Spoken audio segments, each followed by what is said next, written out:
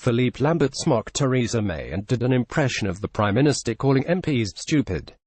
The Belgian MEP also impersonated Mrs. May, saying she is running down the clock. Mr. Lamberts told BBC News, "I think we have to avoid any extension that bridges the European election unless we have a clear strategy from Prime Minister May. But her strategy so far has been, okay, I am running down the clock and I hope that these stupid MPs will come to the senses." Now, I do not think the MPs are stupid. They voted against this for a reason. You may like or dislike their reasons, but they have reasons to vote against. If the third vote is again a negative vote, then of course it's about time that Prime Minister May finds another strategy. If she doesn't, well, someone else has to, and that someone else can be the House of Commons itself, to take hold of the process and to decide how to proceed. And if we have a justified request for a longer extension, then we can discuss it, but only on the basis of a plan.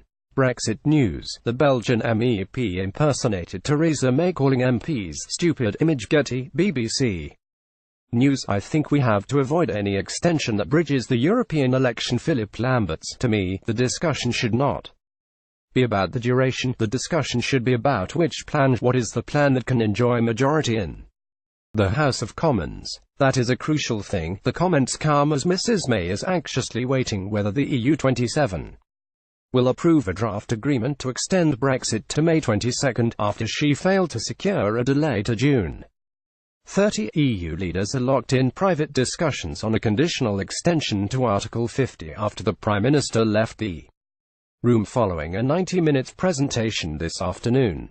The draft extension agreement would only be permitted if Mrs. May can secure parliamentary backing for her withdrawal agreement in a third meaningful vote next week.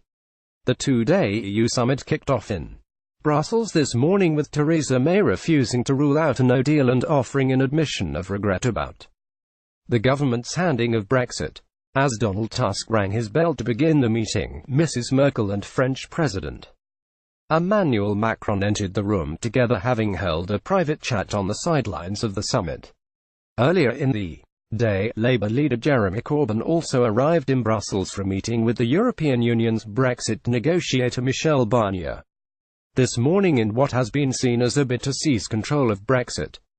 Mr. Corbyn said, "We believe we can construct a majority that will prevent all the chaos that will come from crashing out of the EU." In letter to Donald Tusk, the European Council President, Mrs. May requested to delay Brexit until June 30 in order to use the extra time to pass her deal through the Commons.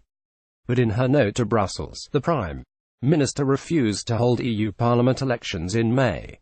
Her concrete stance has forced EU leaders to harden on their position for the extension to Article 50, according to an EU diplomat.